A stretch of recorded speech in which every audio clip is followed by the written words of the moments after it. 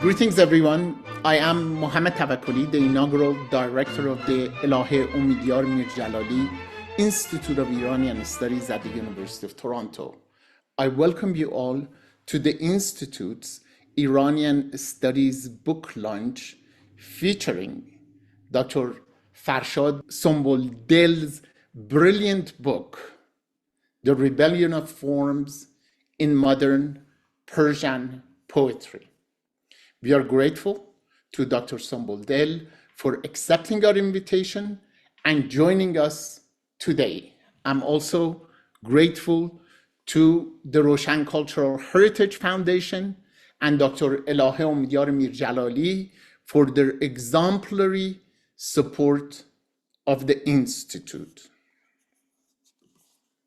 At the outset, and before introducing our speaker, I'd like to express our collective gratitude to Canada's Indigenous people and acknowledge this land on which the Elahé Omidyar Mir-Djalali Institute of Iranian Studies operates. For thousands of years, it has been the traditional land of the Huron-Wendat, the Seneca, and most recently, the Mississaugas of Credit River. Today, this meeting place continues to be the home to many Indigenous people from across Turtle Island, and we are grateful to have the opportunity to live, learn, and teach on their ancestral homeland. My colleague, Dr. Abulfazl Moshiri, will be introducing Dr. Sonboldel and will moderate today's session. Dr. Moshiri, please. Thank you very much, Dr. Tavakkoli. It is my immense pleasure to welcome Dr. Farshad Sonboldel to today's book launch series at the Elahé Omidyar Mir-Djalali Institute of Iranian Studies. Dr. Sonboldel is the World History and Culture Librarian at the University of California, San Diego. He earned his PhD in Modern Languages from the University of St. Andrews, following a master's degree in Persian language and literature from the University of Tehran. In addition to his academic research and publications in English, he is an award-winning poet, literary critic, and researcher in Persian, in which he has published 4 books, 2 selections of poems titled Metropolis, published in 2015, and شعر بلند شرایط, published in 2019, and گزارش نهیب جنبش ادبی شاهین, published in 2016, which is a research monograph on the work of Tundar Kiya, an avant-garde Persian poet of the first half of the 20th century, and also an edited volume on current trends in the literary criticism of Persian literature titled نقد ایراد. Dr. Sonboldel is also the editor of Melanote, the Journal of the Middle Eastern Librarian Association, and he is currently a Bahari Fellow in the Persian Arts of the Book, Bodleian Library, University of Oxford. His most recent book, which is the topic of today's talk, is titled The Rebellion of Forms in Modern Persian Poetry, The Politics of Poetic Experimentation, which was published in 2024 by Bloomsbury Academics. I welcome Dr. Sonboldel, and the floor is yours. Thank you so much. Thank you, Dr. Tavakkoli and Dr. Moshiri, for your kind introduction and for inviting me. It's a pleasure to be here with you and present on my book. Allow me to share my screen so I can start my presentation. Does everyone see my screen now? Yes. Fine. Okay. Thank you. So, well, allow me to share a little bit about the story of this book. This book for me goes beyond just research. It is also about my journey as a poet, asking myself if what I write really matters. So to find out, I delved into the works of past poets who challenged the norms in Persian, modern Persian poetry mostly. I wanted to tell the stories of poets who were often overlooked from a different perspective. So I went on a transformative journey. At the same time, I was working on this research project, which ended up being published as this book. I wrote a long poem called شعر بلند شرایط, or the long poem of circumstances, which is a verse essay basically, and it's actually published in 2019 and won the Ahmad Shamlu's Poetry Prize the year after. I see this poetry, I see this long poem, this collection of poetry as the poetic representation of the ideas that I explored in this book.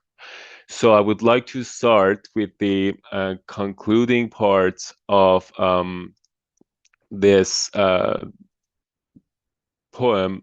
So in the concluding section of this poem, I write: چراغ‌ها را خاموش کنید و از مجاز مرسل یادارید، از استعاره و از تصویر شکسته تا در گوشه صفحه بی‌معنا. به خواستگاری زنم بروم دوباره با این شعر و از آن خیمه تاریک درآیم. تمام شرایط مشروح ضمن عقد را به هجله بیاویزم. صدای قافیه ها را که می آید یا نه و بحر را تقطیع کنیم و ببینیم چه می شود آخر. من از تمام آنچه به فارسی میزنی زدم و از آنچه از تمام شاعران بد فراموش کرده اید به خاطرتان می آورم و نوحه می سازم. بیا به روضت الشعرا و خالی کن، ببین که اگر من عطارم حتما سعید تایی هم هستم. Well, Persian poetry hasn't evolved in a straight line over the years. From the 1800s onward, different times have brought forth lots of poets and movements, each showing different sides of change in literature.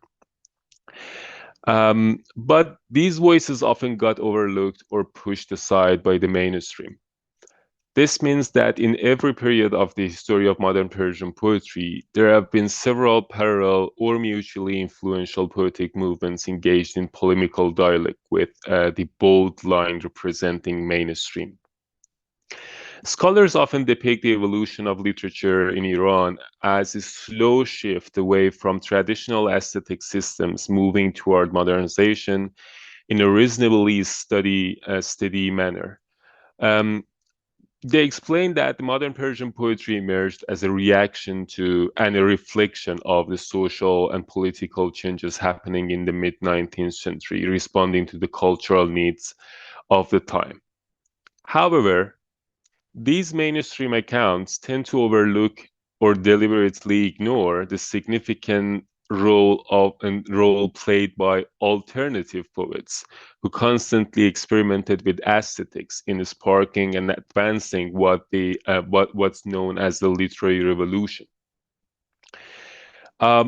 Professor Ahmad Karimi Haqqaq, in his celebrated work Recasting Persian Poetry, states that the lack of attention by the mainstream scholars to the work of alternative poets is sort of natural. He argues that whenever new forms of poetry emerge, they are at risk of being labeled as non-poetry or nonsense, because readers may struggle to understand them as their poets actually intended. Professor Karimi Haqqaq suggests that the reason these alternative works fail to resonate with the reader is because their lack of aesthetic pleasure found in more conventional poetry. This means that by Deviating from the usual methods of creating aesthetic pleasure, alternative poets produced works that didn't align with the taste of their audience at the time. As a result, mainstream theory, literary critics, and theoreticians dismissed these progressive Persian poets as cultural outliers or cultural noise, disregarding their experiments and sidelining them from the literary scene. This book, though, aims to fill this gap, basically, by re-examining the role of these poets and their unconventional experiments at various stages of the aesthetic revolution in modern Persian poetry. This research aims to closely examine various aspects of the aesthetic revolution and challenge the prevailing assumption found in current studies of modern Persian poetry. In Recasting Persian Poetry, Dr. Karimi Haqqaq discusses the transition from Qa'ani, a prominent 19th century classical poet, to Nima Yushij, considered as the father of modern Persian poetry. However, Karimi Haqqaq's arguments are based on the dominant narrative that views mainstream modernist or mainstream modernist trends, basically the Nimaic poetry also in the second part of Nima's career, as the only natural alternative to classical Persian poetry. He suggests exploring abandoned visions and unsuccessful efforts as supplements to the main story. Yet, I contend against marginalizing alternative poetic movements in mainstream narratives. Instead, I argue that these movements, whether collectively or individually, ran parallel to mainstream poetry, and their aesthetic experiments played a significant role in shaping literary change. In a sense, this study challenges mainstream literary histories by shedding light on the overlooked journey of alternative poems, connecting figures like Yaghmai Jandari to Tondar Kira and Hushang Irani. Therefore, this book rewrites the narrative of modern Persian poetry by exploring how aesthetic shift intertwine with resistance against political and cultural control. To develop this idea, I categorized the history of alternative poetry into four periods. The literary return movement, constitutional revolutionary poetry, post-constitutional poetry, and finally the domination of modernism. It also analyzes the aesthetic, cultural, and political aspects of the works of a selected group of alternative poets from the early 19th to mid-20th century. You may see that I deliberately tried not to categorize these specific eras by naming them using the like a very bold political events, because I wanted to emphasize on the aesthetic change more than literature being a reflection of what's going on in the political scene.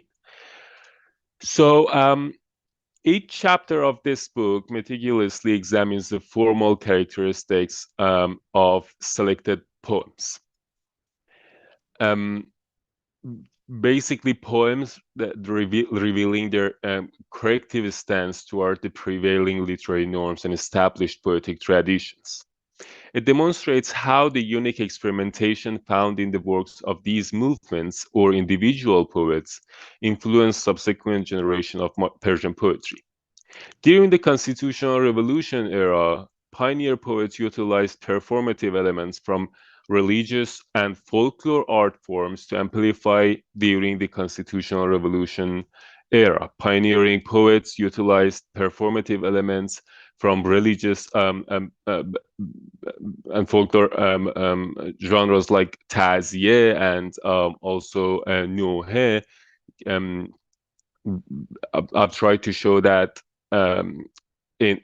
especially in the works of Yaghmai Jandari in this in actually pure revolutionary era. These experiences fostered the concept of poetic evolution through integration to colloquialism and the voice of marginalized. This experience actually fostered the concept of poetic actually the debates surrounding the new notion of poetic evolution among next generation of poets in the post-constitutional period. And finally, the achievements of these experiments were further developed by both experimentalist and avant-garde poets during the dominance of modernism in Persian poetry. Working on these areas, actually, I try to show how the performative aspects of Persian poetry helped basically glues all these trends together to form this parallel line. I also talked about how poets like Arif Ghazvini brought poetry into the public space through the collective act of singing, adding to the performative aspect of their work, or Mirzadeh Ishqi composing poetic drama or dramatic poems, actually emphasize on this performative aspect of Persian poetry, which as a result of that, you'll see later that poetry plays a significant role in the political scene, as in the streets, and people recite these poems. People actually use these poets in their everyday act of resistance. So in each section, the analysis begins by examining a specific experiment's informal features, then transitions to critical discussions about the concept of literary change and its connection to various forms of resistance against political and cultural dominance. This approach equips the research with theoretical tools needed to resurrect overlooked practices of alternative Persian poetry over the past century, and ultimately reconstructs the narrative of poetic revolution in modern Iran. Additionally, brief biography sketches of the selected poets have been incorporated into these chapters, basically to enhance our understanding of the circumstances and motivations driving their particular experimental approaches.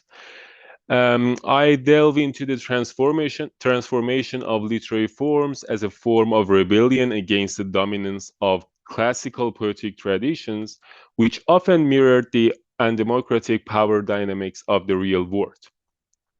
To analyze these literary movements, which can be seen as emancipatory in nature, and I will explain later why I consider them emancipatory or political, because to just briefly mention that I believe that the act of demolishing traditional structures of like poetic structures, which represent the hierarchical structure of the power dynamics in the real world, is basically an act of politics, and that's a politics of literature. So that should be considered as a political act, regardless of the content of these poems. Whether they are political or not, the fact that they are breaking the rules of tradition, like any kind of tradition, and by tradition, I don't necessarily mean classical tradition or rules, even basically any kind of established rule, any kind of institutionalized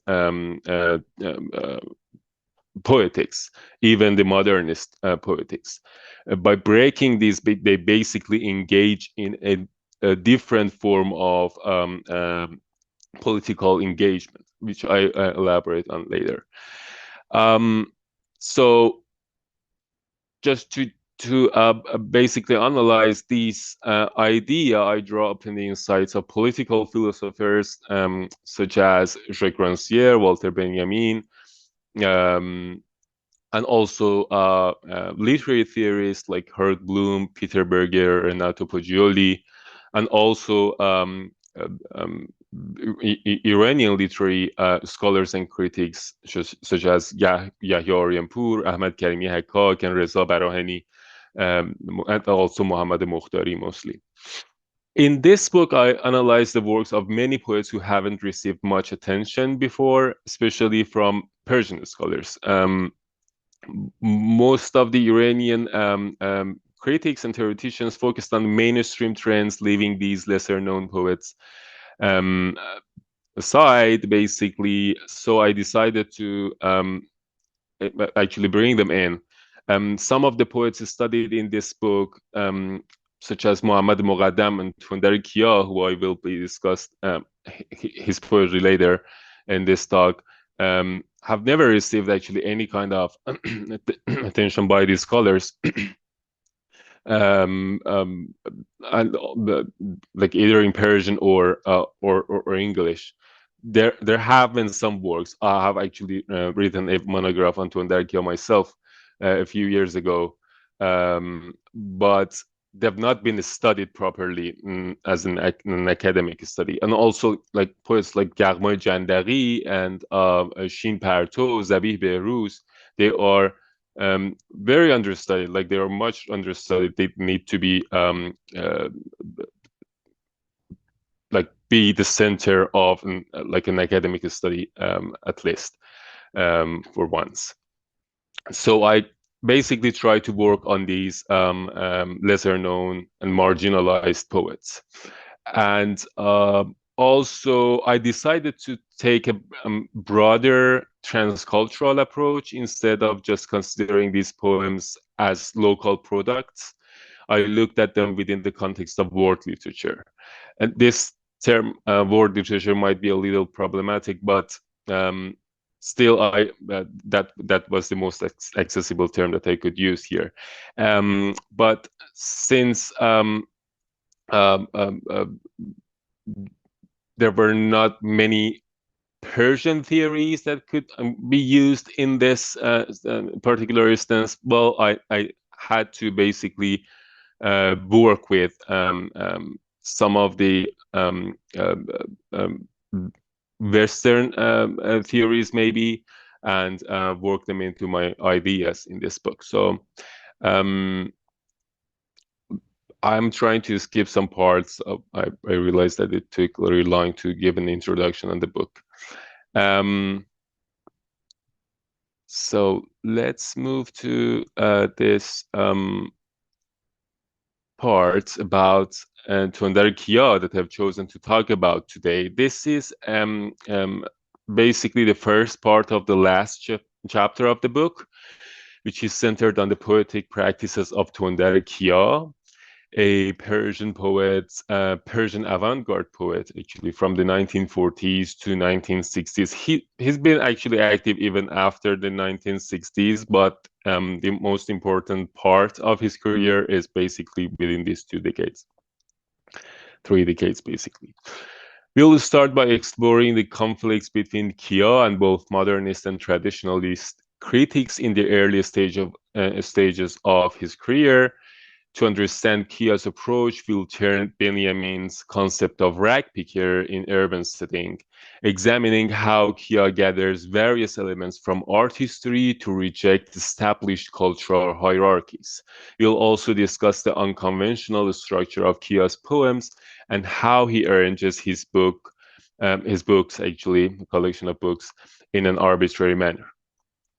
This chapter aims to show that Persian avant-garde poetry doesn't just contribute to the aesthetic change but can also resist socio-political and cultural dominance by promoting a new kind of social awareness. To explain this subtle form of political involvement, this chapter looks into both the theory and practice of Iranian avant-garde poets. Supporting the main idea, the chapter demonstrates the avant-garde poetry and can challenge hierarchical systems by using unconventional, non-organic forms and taking a confrontational stance against established norms, whether they are socio-political or aesthetics. The second part of this chapter, which I'm not going to talk about today, but you may would like to check out later, is focused on Hushange Irani. And there I'll show how this trend of avant-garde poetry actually continues in the works of Irani and late in the next generations of avant-garde poets in the 1960s on. Well, let me start with a little bit of theory here. Peter Berger actually writes that theories of avant-garde art analyze avant-gardism on two levels. The first level is what he describes as the intention of historical avant-garde movements. The second one is the structure of avant-garde work. The intention of avant-garde movement in Berger's theory is defined as the destruction of art as an institution. In the case of modern Iranian Persian poetry, um, I try to use Persian poetry um, um, because I've been focused on Persian poetry. It doesn't mean that I consider Iranian as the equivalent of Persian in this matter. But avant-garde attacked institutionalized literature on two different fronts. The first was a traditional aesthetic regime, which restricted the artist to creating works based on the established principles of classical art. And the second was the newborn modern and high modern movement, which rapidly occupied the literary mainstream scene and drove experimentalists and avant-gardes out of the picture. At the level of a structure, Berger argues that avant-garde works should be scrutinized as non-organic structures. He constructs the idea of non-organic composition in a relational and comparative manner based on its contradiction with the notion of organic work. In an organic work of art, the parts are connected cooperatively in a way to generate a consolidated body. In contrast, a non-organic work consists of autonomous components. Both sides of the foregoing argument expose that the emancipatory nature of avant-garde art. In all avant-garde works, the attack on institutionalized art is rooted in and reinforces the artist's determination to break the barriers of cultural values designed by dominant groups.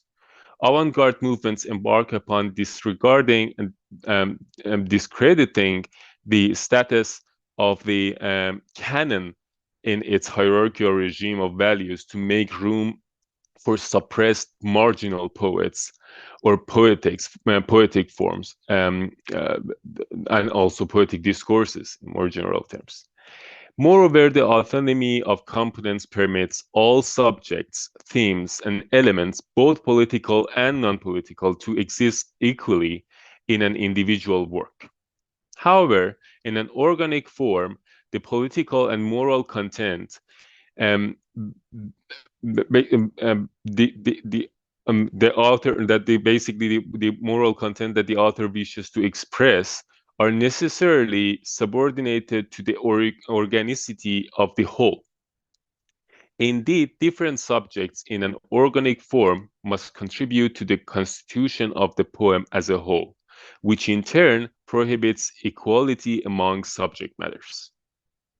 Historically speaking, the concept of emancipation in avant-garde work has not always been the same.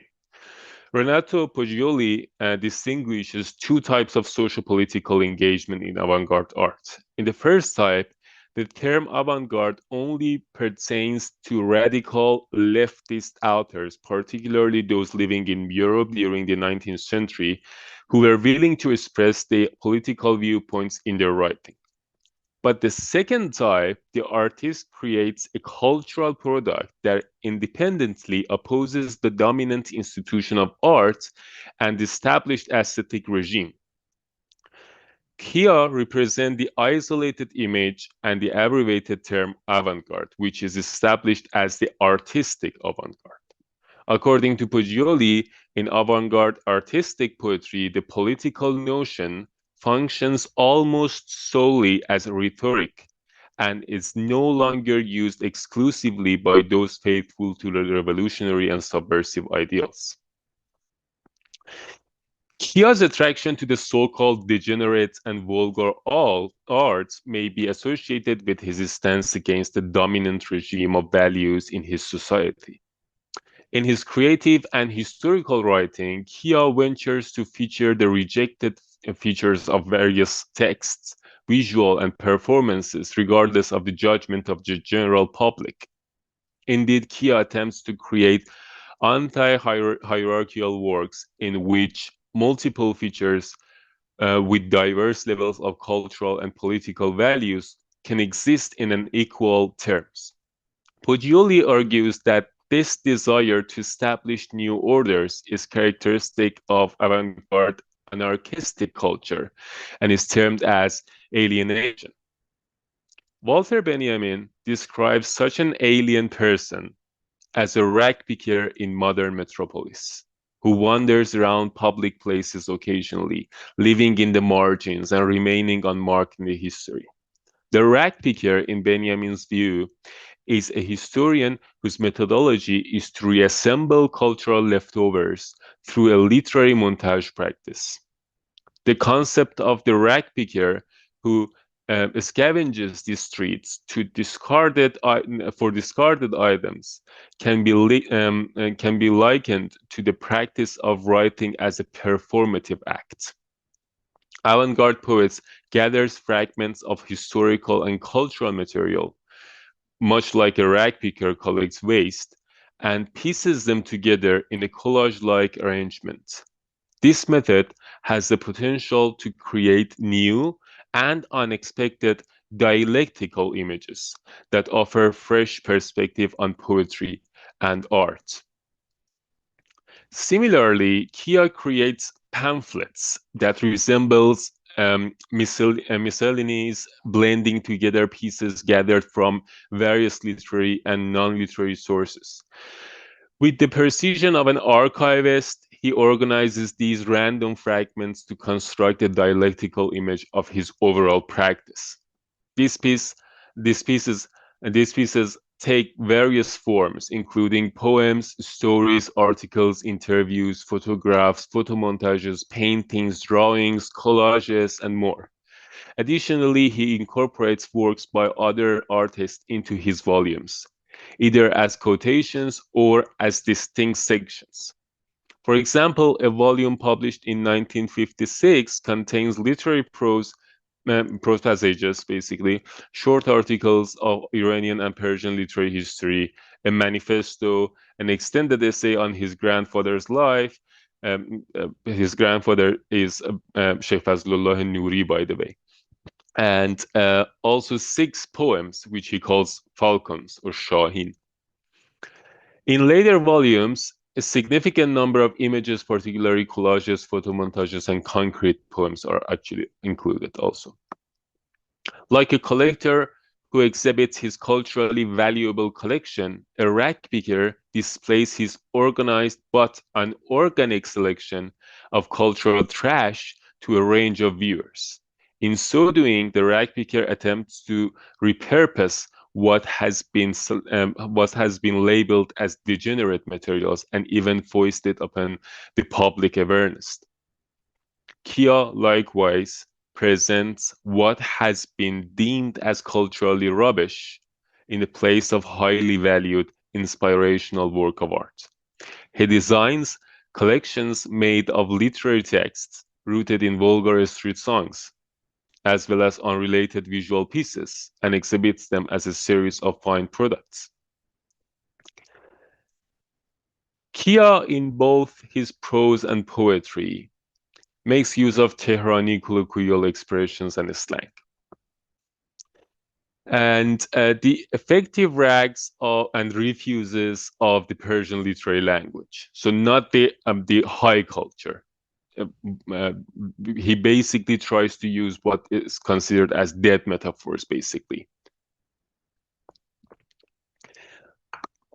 The use of colloquial language emerged in the work of constitutional and post-constitutional poets, such as Said Ashrafeddin Hosseini, Nasim Shomal, Iraj Mirza, Mirzadeh Ishqi, and others. Years before Kia, these poets used to blend the everyday language of their age and traditional literary language to convey significant cultural and political perspectives and experiences to a wide-ranging audience. However, Kia has repurposed the slang to focus on its formal and experimental capability. Indeed, Kia uses colloquial language as an incongruous element to dismantle belletrist feature of literariness and to generate antithetical innovative forms. One can argue that Kia's primary means of accessing this anti-belletrist language is through Tehran's popular commercial songs, particularly the Lalezar lyrics in the first and second Pahlavi period. Sasan Fatemi categorizes post-18th century Iranian songs as musician songs and street songs. Musician songs are satirical and lyrical verses in the style of classical poetry, while street songs are mostly socio-politically charged pieces composed in a looser style. Fatemi describes street songs as lyrics with one or more musical theme and no strict literary standard, being largely produced by members of the general population. Mahmoud Khoshnam categorizes these street or urban popular songs in 4 subgroups.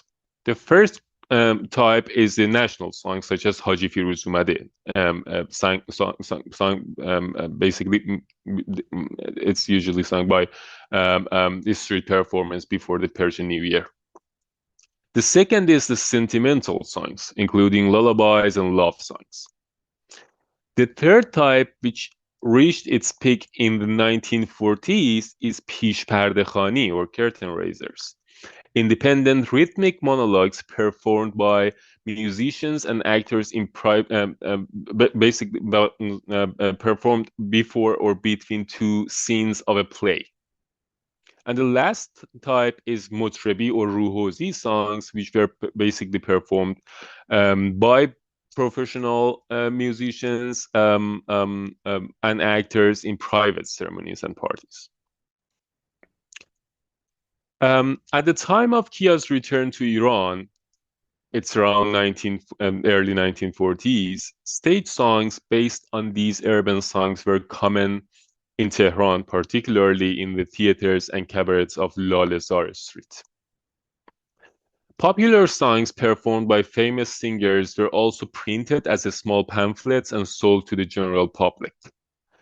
In addition, sometimes Pish Parde Khans distributed their satirical song among their audience in playhouses.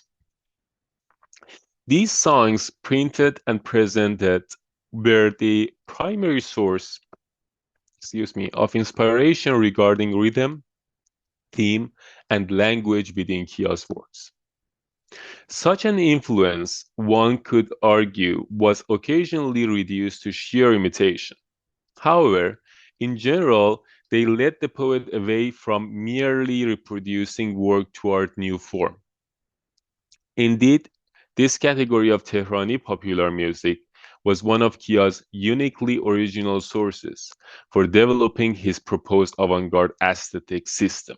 So he's basically trying to build his aesthetic system on top of this cultural ruins or waste. Such uses of popular song were not specific to Iran or to Kia. In the United States, for instance, Mina Loy, whose poems displayed a tendency toward futurist as well as American Dadaist methods of expression, borrowed elements from the public artistic forms of American society, particularly jazz. Inspired by jazz music, Loy attempted to create new rhythmic arrangements to reflect the cadence of modern everyday life in a poetic form. Kia, too, employs the rhythm and language of street songs, especially those performed in the theaters and cabarets of Tehran, to establish what he assumed to be an entirely new musical system for Persian poetry. To describe the desired relationship between poetic rhythm and the poet's sensibilities, Loy states that poetic rhythm is the chart of temperament. Jungkook too explains Loy's colorful rhythms and her innovative musical arrangements according to this statement, asserting that the poet needs freedom to experiment with the formal aspects of the poem in order to determine his or her sentiments through the rhythm. This freedom which enables poetry to express a diversity of temperaments, can be attained, however, merely through revolt against tradition. Kia is, in a similar way, uses the musical variation of street songs to create freer rhythmic forms and to free his poetry from the restraints of the traditional prosodic system. If you remember, I mentioned about that Sasan Fatemi, categorizing this kind of street song, stated that these are basically, he actually put them opposed to the traditional kind of Motrabi music, which is based on classical poetry, and says that these are basically looser kind of basically poems created on, using like light rhythms, light prosodic meters, closer to nursery rhymes, and they are actually freer in form because they are created on musical themes rather than aruzi meters or any other prosodic system. In line with his attempts to unsettle Persian literature's archival regime, he attacks the idea of organic unity, which is another factor that the elitist modernists used to distinguish between fine and poor arts. To explain the notion of organic unity, David Granger refers to the note by Samuel Coleridge as the most influential and categorical comment in shaping modernist understanding of the term. Coleridge contends that the legitimate poem is the one in which components mutually support and explain each other, all in their proportion, harmonizing with and supporting the larger whole. In contrast, Berger states that in avant-garde art, it is not the harmony and interdependence of the different parts of the work which creates the whole, but it is the contradictory relationship of the heterogeneous elements. One can argue that Kia rebels against the concept of organic unity on two levels. One, non-organic poetic forms, and two, the structure of books as collections of miscellaneous artworks. In terms of form, Kia attempts to combine different rhythms, tones, and voices to showcase the disintegration of narratives in the poem. However, he first needed a new hybrid prosodic and prosaic rhythmic system in which he could freely change the rhythm and tone. Describing this neotric system, he writes, Falcon, and again, Falcon, by Falcon he means a poem. That's how he calls his poems. Falcon is neither prose nor verse, nor prose poem, but it is all these three together at once. So what is Falcon? Falcon is rhythmical, and the Falcon writer has a rhythmical saying that starts off from the most rigid kinds of the poem and moves long prose poems and finally arrives at the swiftest prose and thus forms the discourse in arrangement with the signification, the discourse of the living tongue. Kia's suggested rhythmic system aimed to deconstruct the monotony of the standard poetic forms of Persian poetry, in which the prosodic arrangements remain fixed throughout the poem.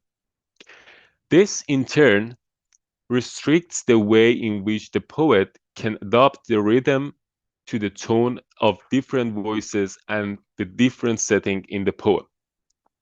Kia uses tonal fluctuations to create polyphonic forms in a disruptive manner. One might argue that the polyphonic forms in Kia's poetry aim to disrupt the unity of the text by allowing these voices to interrupt each other.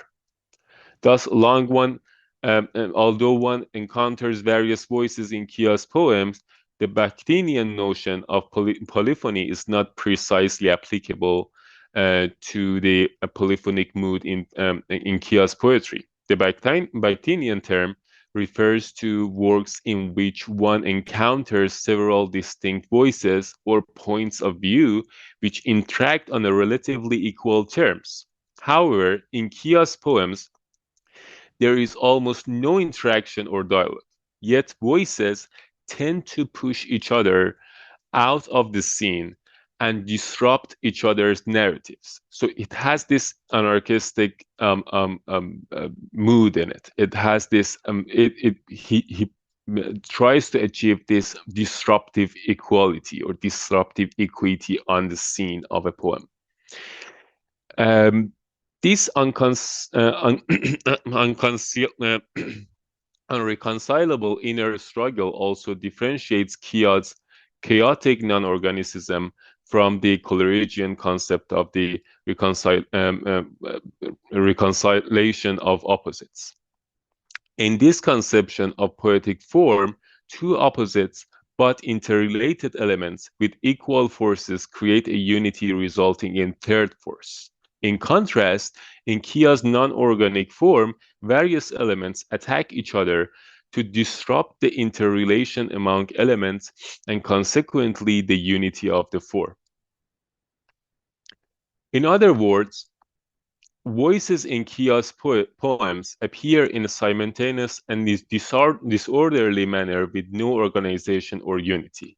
Every voice constantly fights for its share of the scene, which is occupied by the dominant voice of the poet-narrator.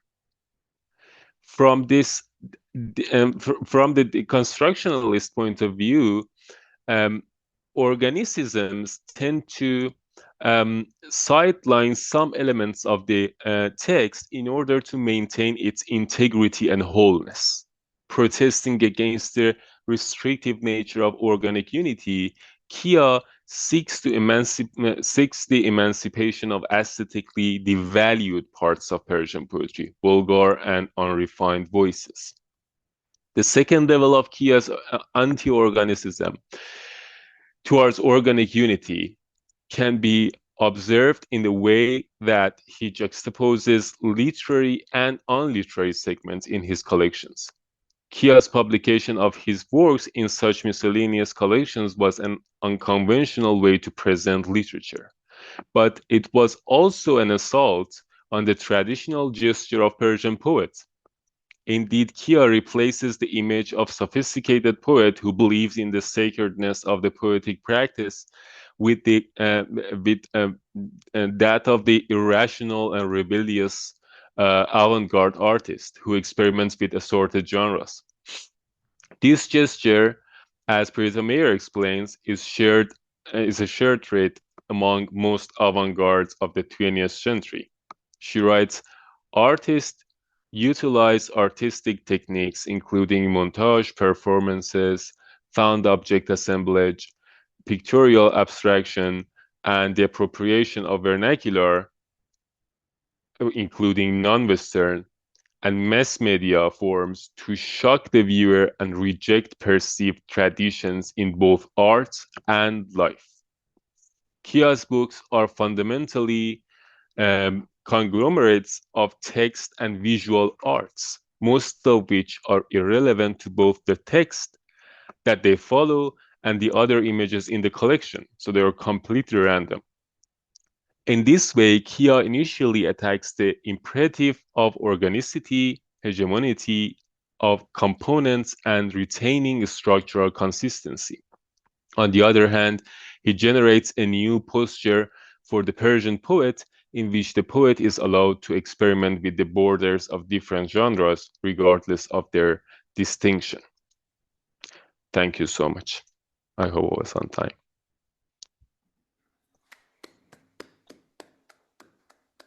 Excellent. Thank you. So thank you so much for a brilliant talk. And the book is not only about Tondar Kia, but also about so many other people that are usually unknown, especially the ones that try to bring down the established narrative of modern Persian poetry on its head. So I highly recommend to go and read the book. the floor is open for questions, and please raise your hands, or if you want to write questions in the question sections, would be great. Dr. Tawakkoli. Dr. Sonboldel, thank you very much for your exceptional presentation. Really learned, and I was fascinated with a great deal of terms and concepts that you used in describing Tondar Kia and other literary figures of his period, particularly the whole notion of rag picker. I think it's a really provocative and used within the literary genre and historical work. It can be very productive, and I look forward to fully read your book. The question that I had to do with the reception of Tondar Kia. If you could explain to us how he was received. I know that Jalal al-Ahmad was very receptive to certain ideas that he had developed. Could you explain a little bit why the reception of Tondar? Sure. Thank you so much for the question, Professor Tawakkoli. That's a great question, actually. The way that Tondar Kia was received in his age is usually the point of departure for critics to analyze his work, because he was basically an outcast. He wasn't anywhere. He would not attend any kind of meeting or readings or any thing even remotely related to that. It was easy to basically mock him, and he was mocked even by his family. And you know that his family was that great Nouri family from Sheikh Fazlullah Nouri's descent. Nuruddin Kia Nouri was one of his cousins, Sayyid Hossein Nasr, Khojast Kia. So all of them have their own prestigious, actually, role in the history of modern Iran, anyway. But he was easy to mock. He was just a very easy target for critics. But although that was the case, there were few people who tried to understand Kia and somehow explain his work and his ideas to the others. One of them, as you mentioned, was Jalal al-Ahmad. Although al-Ahmad's attraction to what Kia says was because of his long essay on his grandfather Sheikh Fazlullah Nouri and how he describes him and how it contradicts the main historical accounts about Sheikh Fazlullah Nouri. The other figure was Nasser Wusuqi, the editor of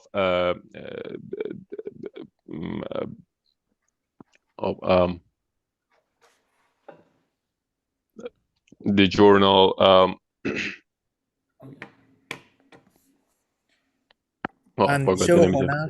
اندیشه و هنر. Yes, ممنون میرک جان.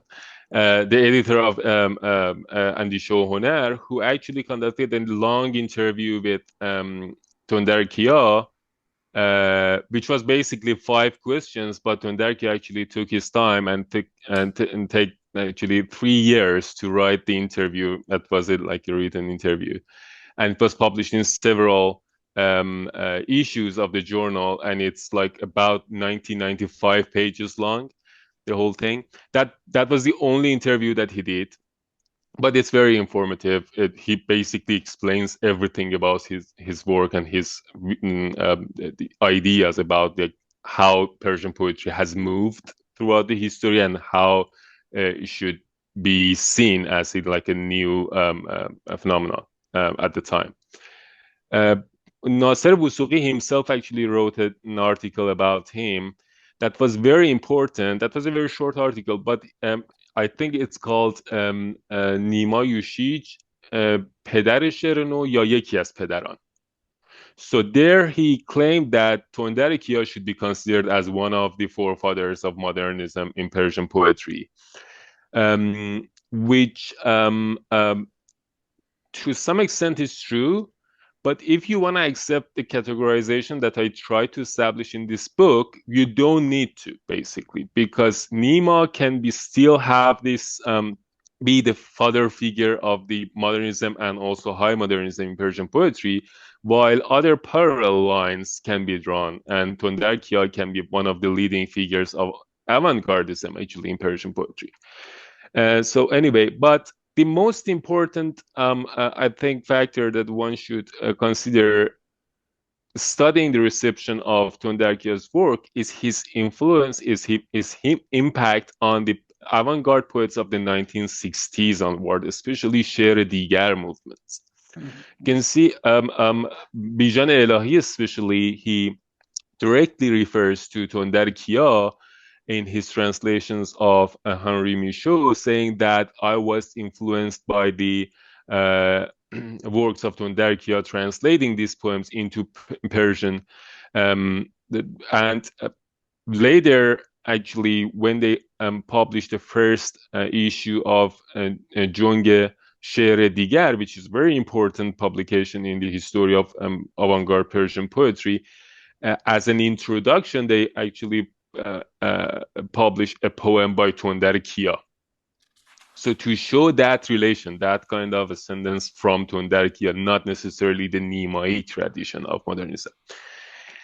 So because of that, the revival and also the revival of Şehr-i Digar in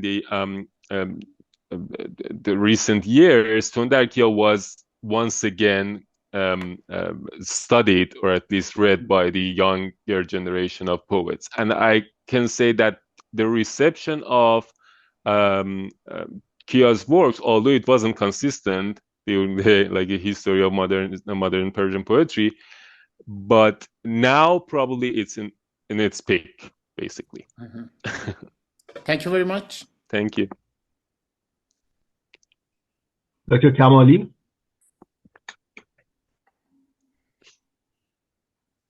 Yeah, thank you. Thank you so much, Farshad. It's very, very interesting presentation. Actually, I couldn't read your book yet, but I'm in the line to read it very soon.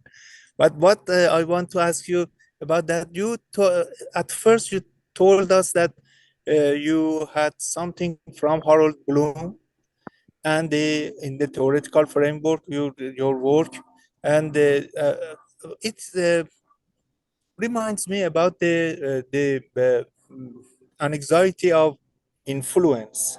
Exactly. And the other term of Bloom that, if I remember correctly, the situation of evil or موقعیت شیطان.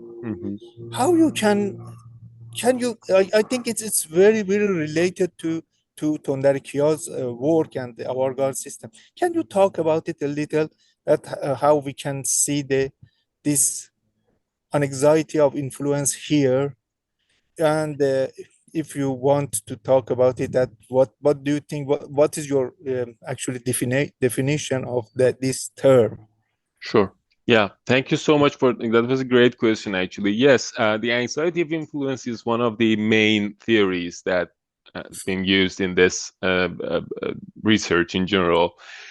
To just briefly mention what I meant by it in relation to these poets, I tried to rewrite the history of modern Persian poetry through this idea that every new poet has to take an stance in relation to their poetic fathers. So in terms of Tönder Kıya, Kıya basically has this idea of demolishing anything institutionalized before him, before his poetry. So what his stance is basically is like what Bloom actually describes as this Oedipal complex, between the new poet and the new powerful poet and the forefather, the poetic father, where the new poet wants to basically dismantle the poetic father in order to find his own voice. So this is the case for many avant-garde poets in the history of Persian poetry. Although there are poets that I have studied in this book which have different stances, again can be actually analyzed through the anxiety of influence. That's basically their different reaction. Bloom actually conceptualized 6 different approaches towards the anxiety of influence, right? It starts from the complete submission to the poetic father to the complete rebellion, like being quite the opposite of whatever the poetic father says and wants. So in this spectrum, Tunderkia is in the far end, but there are poets like Malik al-Shu'ara Bahar that have studied in this book who are in the other part, in the other pole of this spectrum. He's trying to, although he's not trying to submit his work to the poetic father, but he accepts the majority of the rules and constraints and confinements. So yeah, that was the main idea of how I used Bloom's idea in here.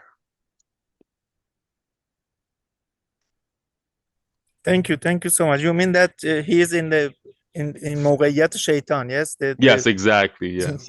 Yeah. Thank you so much. Yeah. Well, just to follow up on that, I actually I'm not sure in which chapter, but I talk about this Oedipal complex and say that it's basically sorry, it's not in this book. It's not in another article that I wrote on Feridun Tavallali.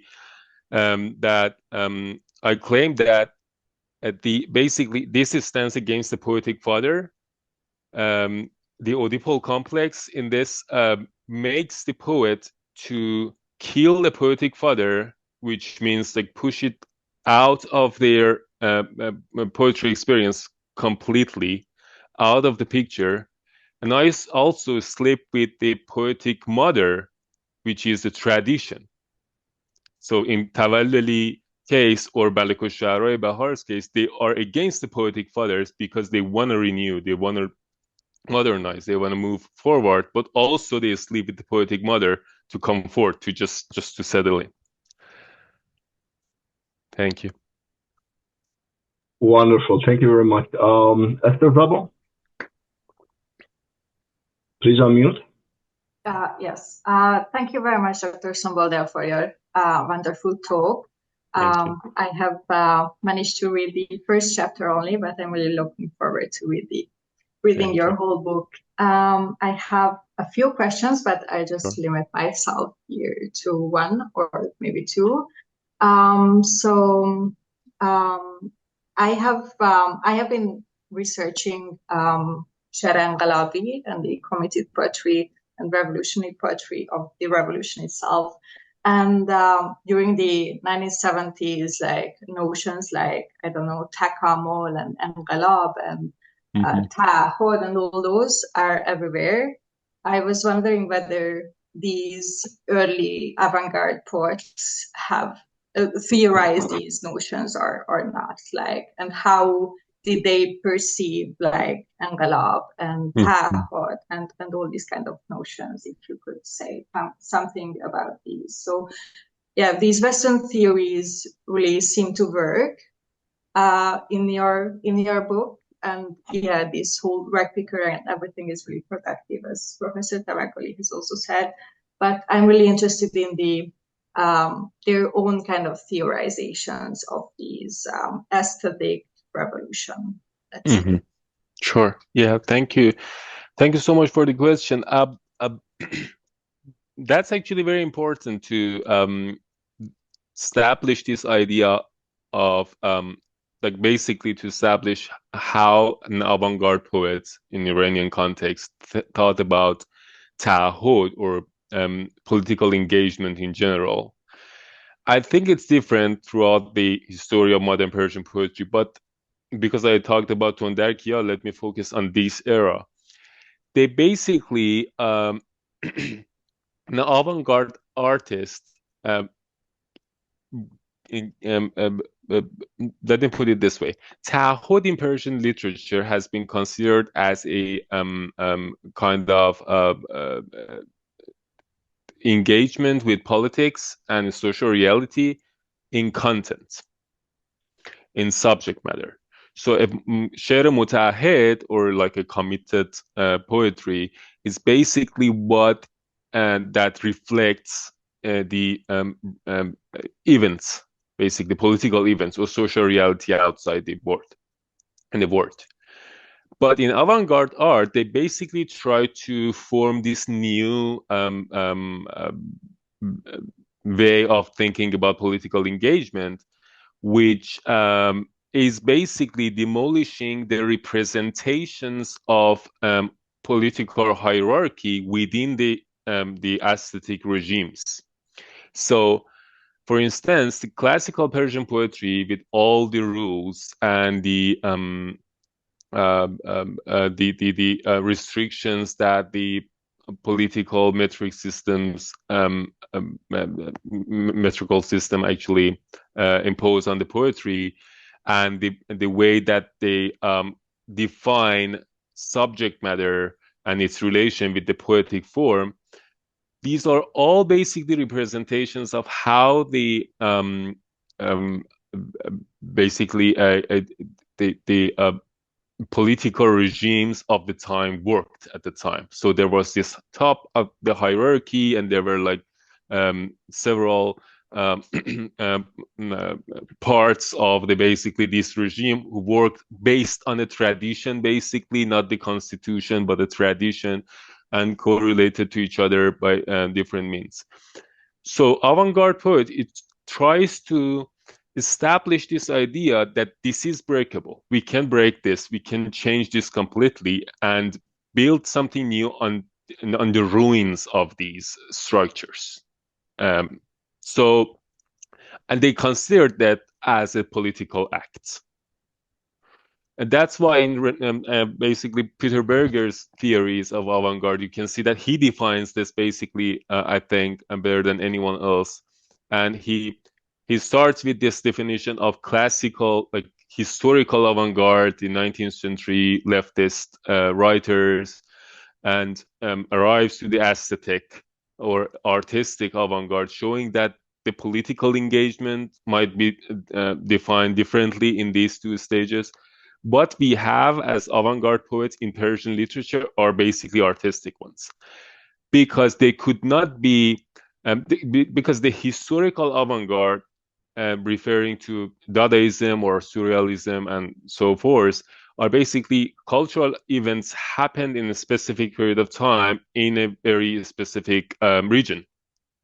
But the idea of avant-gardism, artistic avant-gardism, does not confine in the time or space, so it can happen anywhere, anytime.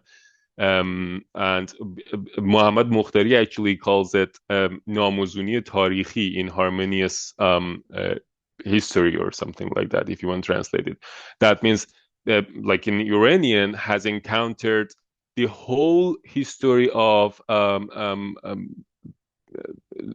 like intellectualism, or like history of thought that had happened in the West at once. So we experienced like surrealism at the same time that we experienced like probably classicism in Europe. So we are in this situation of namuzuni tarikhi. We experience the whole thing.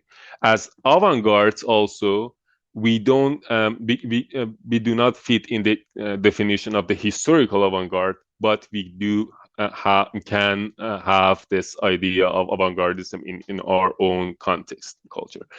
Yadullah Royai, an avant-garde poet of the 1960s, actually has a very a nice way to put it. He says, my poetry is not mutahed, it is ta'ahud guzar. So it's not committed, it makes commitments. So the way that it influences this society in the way that shows them that you can change everything. You can change these sacred establishments of Persian poetry. You can write something that is not approved by the traditionalists, and it's fine. That's the way that they engaged in politics, I think, mostly. But also, well, in later periods, we have avant-garde poets who have avant-garde experiments within the poetic forms, but also have mutahed content or subject matters. That's another story. So they can be considered as maybe a third kind of like political engagement among avant-gardes. I hope I could answer. Yeah, thank you very much. Thank you. Yeah. And my second question was related, and I think you have just answered it. Like, I was truly interested in this when you write like that these avant-garde poets not only like participated in this kind of aesthetic revolution, but also like created a new type of socio-political engagement. So this type of internal political engagement, as if I remember well, you right, Exactly. like internal political engagement. Like I was really interested in that specific term or phenomenon, if you could just shortly Exactly, yeah. elaborate on that. Sure, yeah. Actually, the word internal that you used is actually very accurate. I would put it this way. The avant-garde poet internalizes the socio-political circumstances and put it into poetic forms instead of subject matter. So the internalization of the chaotic word results into Dadaism, basically. So it's not a reflection like a one-to-one reflection. It's not like you see corruption and you say corruption. You show corruption. You corrupt your poetic form, basically, to show how chaotic the situation is. So yes, that internal reaction that you mentioned, I'll put it as internalization of the chaos or internalization of disaster or crisis or whatever. And I think that's a very valid point, actually. Yeah. Thank you. Thank you very much, Doctor. Thank you. Doctor. Dr. Razai, please unmute. Hi. Can you hear me? Let me try to Sure. lower my... Yeah. Okay, great. Thank you so much for your talk and for your books. I was lucky enough to have read sections of your work before. I thank you so much, Yeah. especially the conclusion in the last chapter and how you talked about the various methods of forms of poetic change in terms of a method of resistance. I think that was brilliant, and it's really rare for anyone in studies to have something like that. So I got two questions for you. One is about the organicity that about Tondar's work of organic and non-organic features. So I'm curious, what do you exactly mean? Like, I know that you talked a lot about how he is using a lot of Dadaism and features like that to create some works that they resembles of 19th century, 20th century of France. But at the same time, I don't know how you distinguish between organic features and non-organic features. Is it a question of form? Are you theorizing we're talking about form? If yes, how? And then my second question goes to theorizing, because I know your work is until 1950, and I'm working on relationship between poetry and platforms, especially like 21st century. So I wonder if you had theorized anything, like any forms specifically of poetry after that date, which is going to be very contemporary. And also following that, are you familiar with the term insta poetry? I think I've asked you before. I'm not sure. I think I was in another talk of yours. And if you are, do you think it's different with digital poetry? Because I know insta poetry is something in Canadian literature that's just going, trendier and trendier, especially people from English and communication departments always talk about it. So I don't know if you see that in Iranian sphere on social media? And how do you think it's different with digital poetry? And do you think now we have any sort of insta poetry in Iran? Thank you. Okay, thank you very much. Thank you, Yasemin John, for the great questions. Well, organicity, yeah. Organicity is a question of form, and it's basically it's theorized in contradiction with the organic unity, the modernist organic unity, the Coleridgean organic unity, which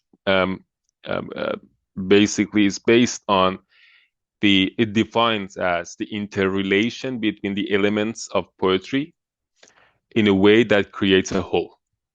So the modernist tradition, like Nimaic poetry, basically considers a poem complete when all the elements, all the segments of a poem have interconnections with each other and also create one unit. Yadullah Roye actually has great articles on the Nimaic idea of qat'e, as he calls peace. So they explain it, if you want to see that in the context of Persian poetry. But non-organic form, as I try to explain here, is basically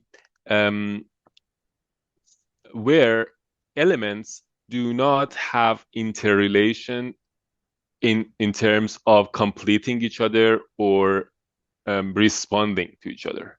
They have this disruptive relationship. They come to the scene to push the other one out.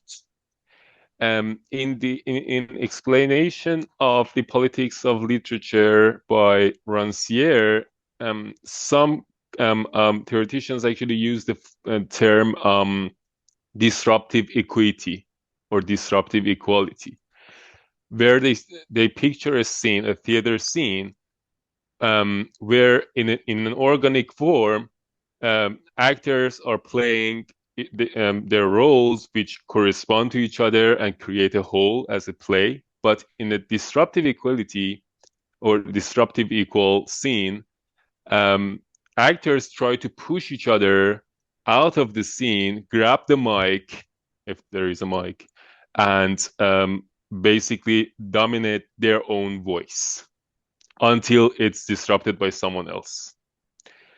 This is how I picture the non-organic form in Tonderkia's work. The voices are coming in to disrupt each other. He starts the poem with a few lines completely aruzi, like with prosodic rhythms, perfectly fine, moves into, it disrupts them in with a like prose segment, prose stanza, and then disrupts that one with a like a rhythmic prose, and then returns to the prosaic ones again. Tries different forms, and these basically are the voices of different personas along with the poetry. So this is basically like the basic image of the non-organic form that I imagine for like Tondarkia especially.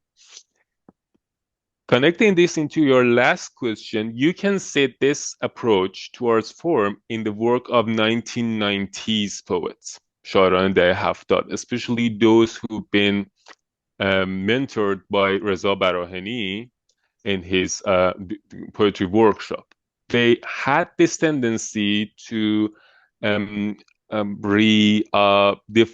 the Nimaic theories of Persian poetry in a way that they could reflect the chaotic experience, like the chaotic world that they lived in and the experiences. Reza Barahani himself has this great article called Zabaniyat Nazariye Zabaniyat dar She'r. He translates Zabaniyat as languageality, where he says this language should be a representation of the he says, I'm torn apart because of all the things that I have experienced, in my life right now. So my poetry should be equally torn. So like torn into pieces, basically. So he returned to this notion of form, non-organic form, and theorized it actually differently, but still there is this connection there. If you want to continue this kind of analysis of poetic forms after that date that I finished in this book, you should look for that. In the conclusion section, I tried to basically show these connections through like هوشنگ ایرانی, انتون درکیا تو شعر دیگر, شعر حج, and later to شاعران دهه 70, the 1990s poets, and to performance poetry in the 2010s, 2020s. The performance poetry was the last thing that I experienced when I was working and living in Iran. Instagram didn't exist then. But I still think any kind of digital poetry, if you consider that as a digital poetry, because of the performative aspects of social media, it basically puts you in the position of performing your work rather than publishing it as a text on a page to be read and interpreted. You're basically adding paratexts to it. You add dimensions, you add acting, you add like color and images. Because of that, I still consider it as a performance poetry. And we have this tradition of performance poetry in the post-revolutionary Iran that can be taken to the consideration, theorizing this kind of stuff. That's the extent that I thought about this. It's not something that I've worked on, unfortunately. But thank you for the question. I'll definitely follow that. Thank you so much. Thank you very much. Please keep your questions and possible answers a bit shorter because we're running out of time. Sure, yeah. So Dr. Farshad, please. Dr. Sonboldel, many thanks for your amazing presentation. Thank you. I'm sure you're familiar with the famous avant-garde journal, Khurusjangi, and its manifesto. Yes. As you may know, this manifesto is very similar to the Italian futurist manifesto. To what extent do you think Houshang Irani and other Iranian avant-garde were under the influence of futurism and even fascism? Well, thank you for the question. I actually worked on Houshang Irani on the second part of this very chapter, the last chapter of the book. And I tried to elaborate on the manifesto as well there, and the way that Khurusjangi actually worked in that context, the context of Persian, modern Persian poetry, basically.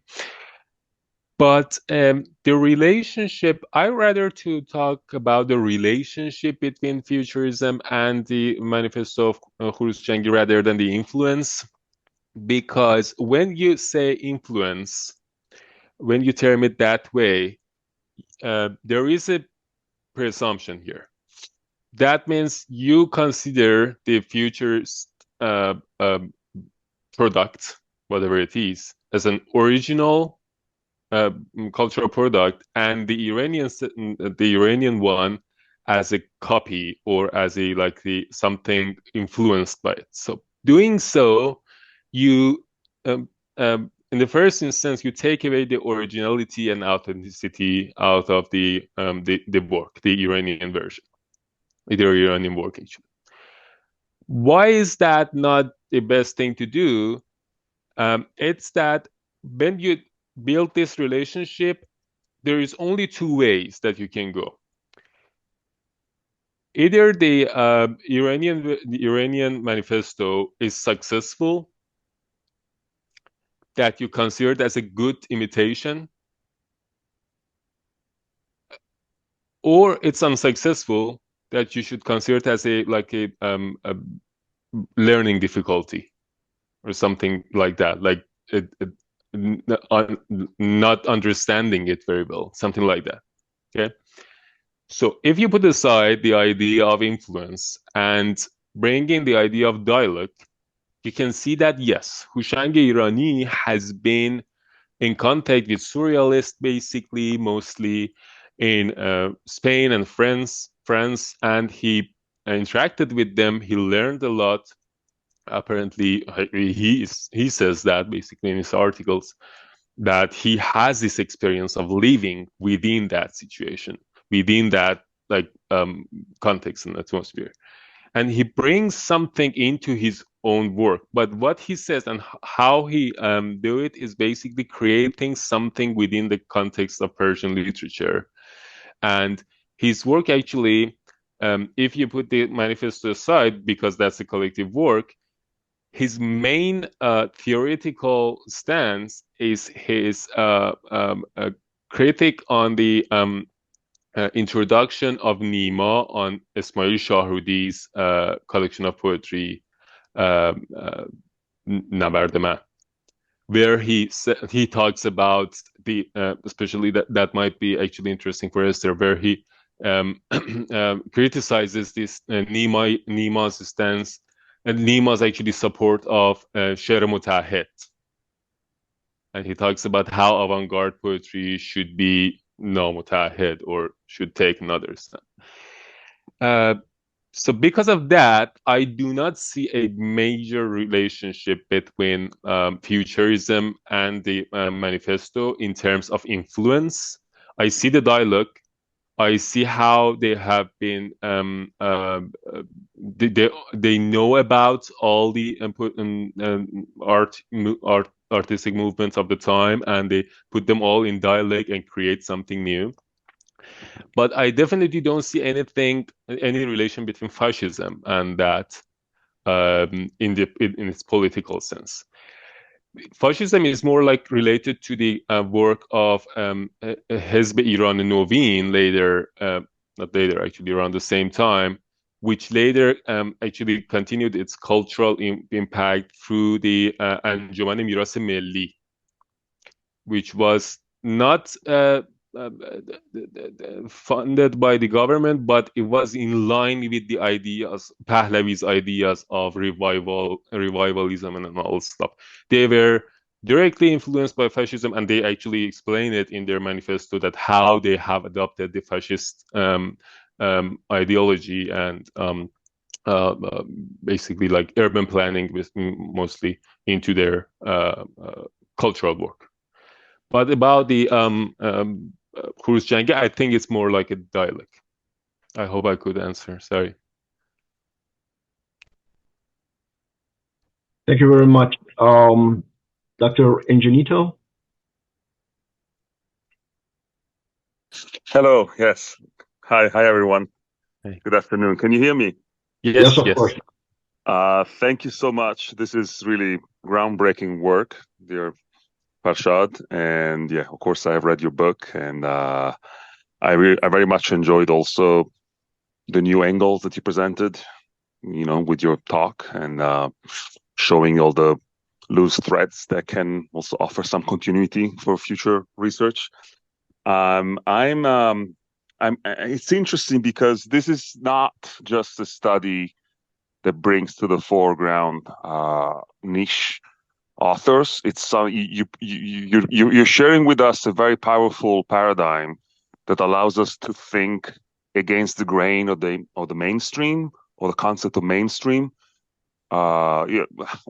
One of the issues I have with aspects of the study of Persian literature in the field is the idea that Persian literature should be studied as a way to celebrate authors, icons, right, from an aesthetic and ethical even point of view. And this is very common in Iran, but also in the West to an extent. And I am no exception, having worked on Sadi and Farooq Farrokhzad currently, I deal very much with icons too.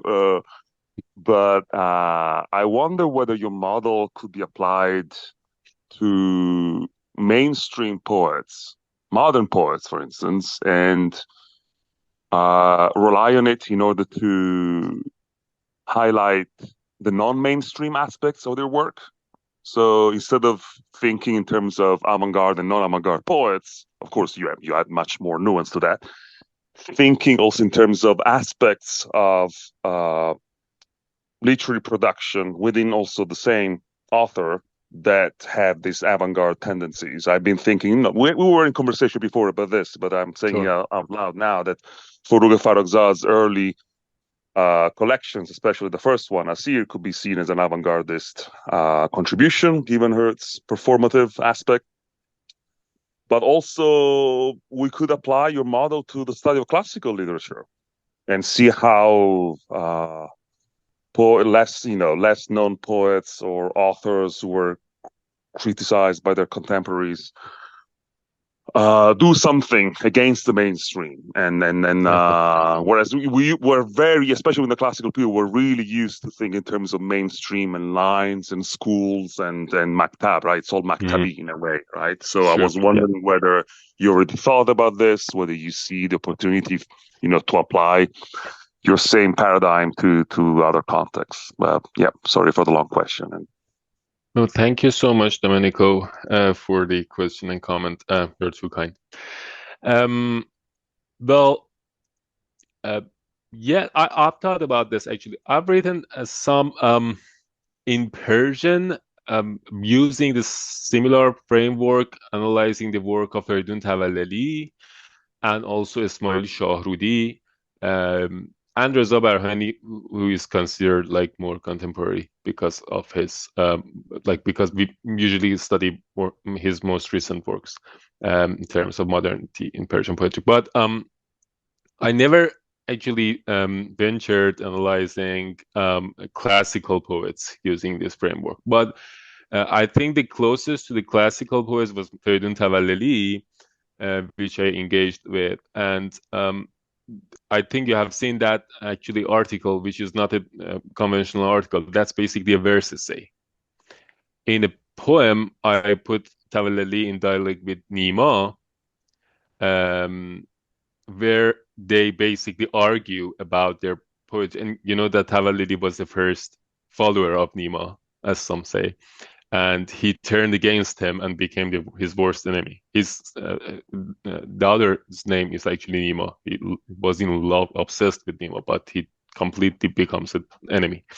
In this verses, say they have this dialogue about their poem, their poetry, basically.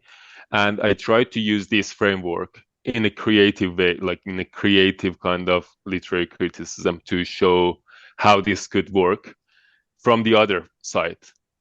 So how the mainstream poets have formed their poetics in response to the moves of avant-gardes. So what I have tried to say here in this book is how avant-gardes actually had their own path towards the literary change and literary revolution, how they impacted the revolution, and how they formed their aesthetic systems. On that kind of works, especially in the Tavallali's project, I talked about how they basically formed their own poetics in reaction to that, more than anything else. Although it seemed like they just ignored them and they didn't want to do anything with them, and like they completely discarded and disregarded avant-gardism or any avant-garde move. Even Nima's second part of his career leading into Nimaic poetry. But they were very much in relation with that idea. Like they had to respond to it. Otherwise, they could not exist as current contemporary poets. That's again something that you may find a relation with, like you can find the ideas of anxiety of influence in it. That's not a reaction that a new poet can have towards the poetic fathers. Thank you for the question. I consider it as a comment actually, and put it in my actually. I will go through some of these divans behind me and try to find out a way to at least practice using this framework there too. Thank you so much, Monica. Thank you very much, Dr. Sonboldel. We have like 2 or 3 minutes. Dr. Yadigar wants to make a comment and question, and Dr. Kamali also wanted to ask a kind of personal question. So we have very limited time. Please, the answers and questions have to be really short. Dr. Moshiri, also, I have a question. Go ahead, Dr. Yadigar. Oh, thank you for your presentation. I just have a small question that is maybe a kidding with the great author. The name of the book, that a rebellion and using a rebellion, pretends that it's some kind of radical change in the literature and poetry in Persian, or I wonder why you use that, because there is some kind of change, and that is natural change and new paradigms, which is in the new era. It's a natural thing for all of the other disciplines. So using the rebellion, I wonder, so I ask you to explain. And that the last one is that can we that is extract some message for the contemporary poetry in Iran or not? Thank you very much. Thank you. Very shortly, Dr. Sonboldel. I love to listen to your talk today. Sure.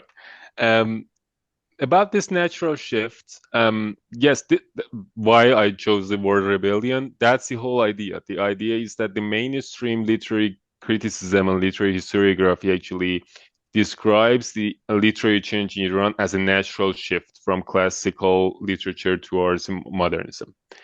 And it works. This idea works. The idea is that by doing so, you marginalize some other poets and movements which have been in relation, in dialogue with the main line of literary change. But actually putting this platform in work, you basically ignore them and you put them out of the picture.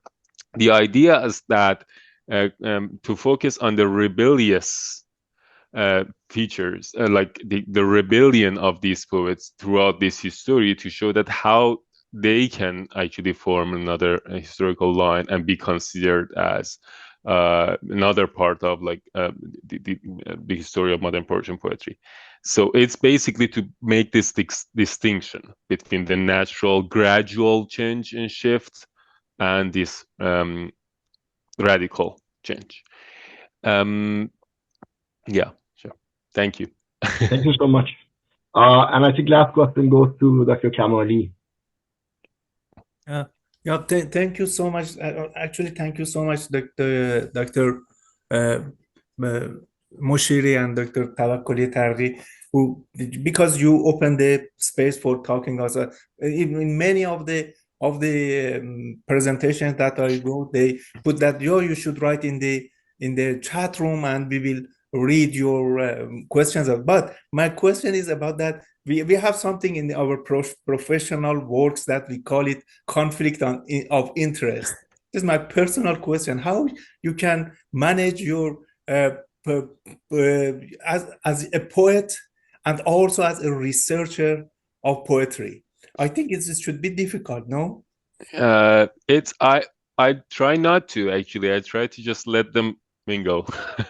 As I explained in response to Domenico, I'm trying to move towards creative criticism somehow, using these new formats such as verse-essay, sher jostar in Persian, I try to term it, and somehow find my place there, because I cannot think outside of I think about the literary theories through the practice of poetry. So it's a little hard for me to go the other way around.